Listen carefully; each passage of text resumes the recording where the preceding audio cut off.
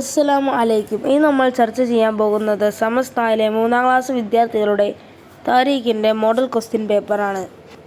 ഒന്നാമതായി യോജിച്ചോ ചേർക്കാം. ഇവിടെ നിങ്ങൾ ബ്രാക്കറ്റിൽ നിന്നെടുത്ത് യോജിച്ചോ ചേർത്തെഴുതണം.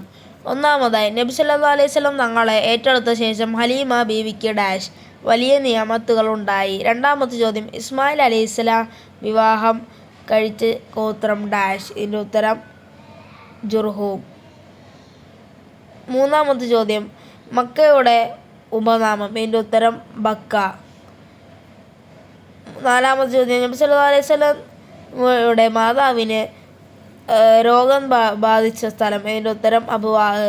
അഞ്ചാമത്തെ ചോദ്യം, സിരിയയുടെ മറ്റൊരു പേര്. ഇതിൻ്റെ ഉത്തരം ഷ്യാം. ആറാമത്തെ ചോദ്യം, ഖദീജ ബീവി റളിയല്ലാഹു അൻഹയുടെ പിതാവ് ഡാഷ്. ഇതിൻ്റെ ഉത്തരം ഹുവൈലിദ്. രണ്ടാമതായി 2 വീതം എഴുതാം. ഒന്നാമത്തെ ചോദ്യം, നബി സല്ലല്ലാഹു അലൈഹി വസല്ലം തങ്ങളുടെ പെൺമകൾ 1, 2 റുഖയ്യ. രണ്ടാമത്തെ ചോദ്യം, നബി സല്ലല്ലാഹു അലൈഹി വസല്ലം തങ്ങളുടെ മകനായ അബ്ദുല്ലാഹിയുടെ ഉപനാമം. 1 ത്വയ്യിബ്, 2 ത്വാഹിർ.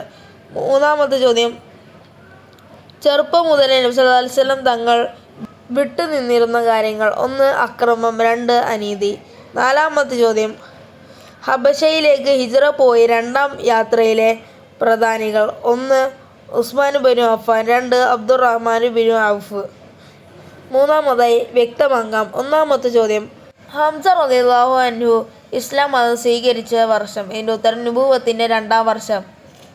രണ്ടാമത്തെ ചോദ്യം, ഉമർ റളിയല്ലാഹു അൻഹു ഇസ്ലാം മതം സ്വീകരിച്ച വർഷം. ഇതിൻ്റെ ഉത്തരം നുബുവത്തിൻ്റെ 6ാം വർഷം.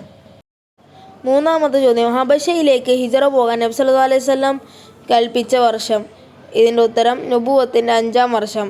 നാലാമത്തെ ചോദ്യം, നബി സല്ലല്ലാഹു അലൈഹി വസല്ലമയുടെ മകനായ ഇബ്രാഹിം എന്ന കുട്ടിയുടെ മാതാവ്. ഇതിൻ്റെ ഉത്തരം മാരിയത്തുൽ കിബ്തിയ.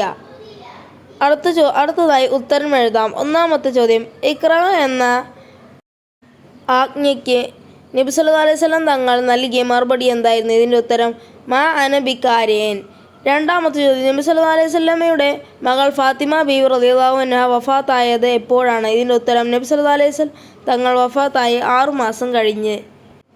മൂന്നാമത്തെ ചോദ്യം, ഖദീജ ബീവി റളിയല്ലാഹു അൻഹു ത്വാഹിറ എന്ന പേരിൽ അറിയപ്പെടാൻ കാരണമെന്ത്? ഇതിൻ്റെ ഉത്തരം വിശുദ്ധി കാരണം.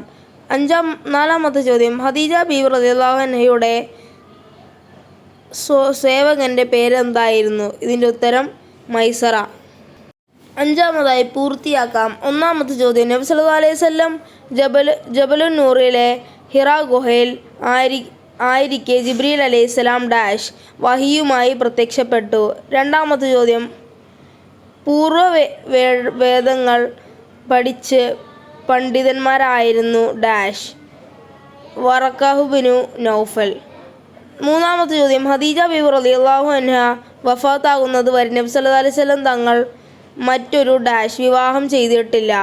നാലാമത്തെ ചോദ്യം, 42 വർഷക്കാലം നബി സല്ലല്ലാഹു അലൈഹി വസല്ലം തങ്ങൾ അബൂ താലിബിൻ്റെ ഡാഷ് സംരക്ഷണത്തിലായിരുന്നു.